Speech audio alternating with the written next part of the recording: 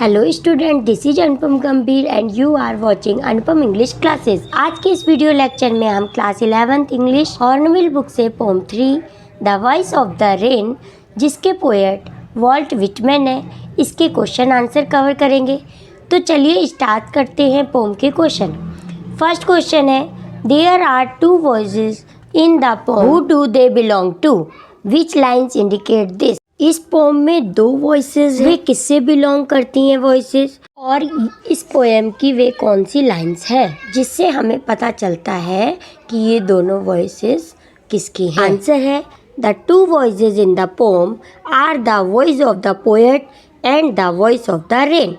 इस पोम में दो आवाज़ें हैं, एक पोएट की और एक रेन की। The lines that indicates the voice of the poet are and Who art you? Said I to the soft falling shore. पहली आवाज़ इसमें पोएट की है, जो कि रेन से पूछ रहे हैं तुम कौन हो। ये आर्ट दाओ का मीनिंग है, who are thou, who are you, यानी कि तुम कौन हो।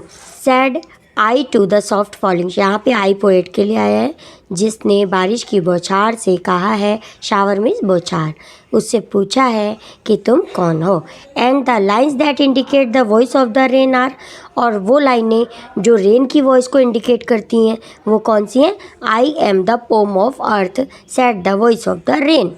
तो रेन कहती है कि मैं अर्थ की पोम हूँ। ये आवाज़ किसकी है, यहाँ पे रेन की है। यानी कि बारिश जवाब देती है पोएट को और कहती है कि मैं इस पृथ्वी की कविता हूँ। Next question, what does the phrase strange to tell mean. ये फ्रेज जो पोम में यूज हुआ है, स्ट्रेंज टू टेल, इसकी मीनिंग क्या है। The phrase strange to tell means that it is quite strange phenomena that the rain replies to the poet's question.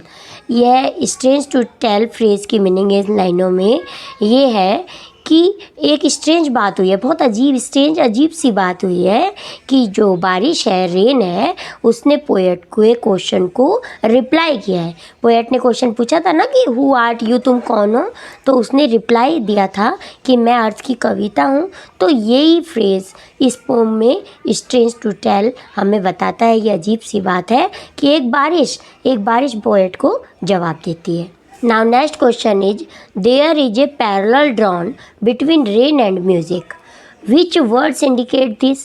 Explain the similarity between the two. इस poem में rain और music के बीच में similarity है। Parallel मतलब एक similarity दर्शाई गई है, और ये कौन से वर्ड हैं जो इसकी सिमिलैरिटी को बताते हैं, दर्शाते हैं। Explain the similarity between the two, और इन दोनों की सिमिलैरिटी को हमें एक्सप्लेन करना है। Now answer is the phrase और words indicate the parallel between rain and music. जो फ्रेजेस हैं जो इसको दर्शाते हैं, इन वर्ड्स को, वो कौन कौन से हैं। Poem of the earth, eternal, I rise, impalpable, out of land and the bottomless sea. For the song daily with love returns, both indicates from the source, rise up, reach fulfilment and finally return to source of origin with love. यही सभी phrases हैं जो कि rain and music के बीच में similarity को दर्शाते हैं इस पोम में। Now we start question number 4।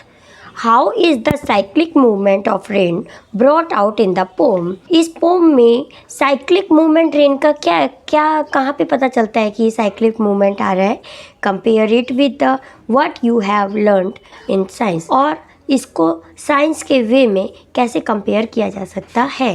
The poet explains the cycle movement of the rain as the water vapor rises from the land and the bottomless sea to reach the sky. तो इस poem में cyclic movement science के वे में हमें कैसे पता चलता है कि जो वाटर होता है लैंड पे, वाटर वेपर, जितनी भी वाटर बॉडीज़ होती हैं, या बॉटमलेस सी बताया गया है पोएम में। बॉटमलेस सी का मतलब बहुत जो गहरा समुद्र होता है, वहाँ से पानी वाटर वेपर के फॉर्म में ऊपर उठता है। कहाँ की तरफ उठता है? स्काई की तरफ। In the sky it transforms itself into the cloud. और स्काई में जाके ये अपने आप को किस में बदल लेता है? वाटर जो होता है, पानी होता है, वो क्लाउड में चेंज हो जाता है। आफ्टर वॉन्डरिंग, और अपना कार्य पूरा करने के बाद, this cloud descend to the earth in the form of the rain. और फिर वापस से पृथ्वी पर आ जाता है। किसकी फॉर्म में? बारिश की फॉर्म में वापस आ जाता है। Thus it comes back to its origin. और इस प्रकार अपने ओरिजिन मतलब बर्थ प्लेस, और अपने बर्थ प्लेस पर वापस आ जाता है। बर्थ प्लेस की मीनिंग यानी कि जहाँ से वो चला पानी था, वहाँ से वाटर वेपर के फॉर्म में स्काई में गया और वहाँ क्लाउड बना, और क्लाउड बनने के बाद अपनी जर्नी पूरी करने के बाद फिर अपने बर्थ प्लेस पे वापस आ जाता है। तो यही लाइनें हमें साइंस के फॉर्म में, साइंस में ये सब बातें हैं ना, वाटर साइकिल है, हमने पढ़ा भी है छोटी क्लासेस में, तो वाटर वेपर के फॉर्म में, इसीलिए इसमें यही लाइनें इंडिकेट्स करती हैं कि ये साइंस के वे में दर्शाया गया है इस पोम में बारिश को। Now we will start question number 5। Why are the last 2 lines put within brackets? इस पोम की लास्ट 2 लाइनों को ब्रैकेट्स में क्यों रखा गया है? ये स्टूडेंट्स आप देख सकते हैं, इस पोम में लास्ट की 2 लाइनों को ब्रैकेट में रखा गया है। अब ये क्यों रखा गया है, देखते हैं आंसर।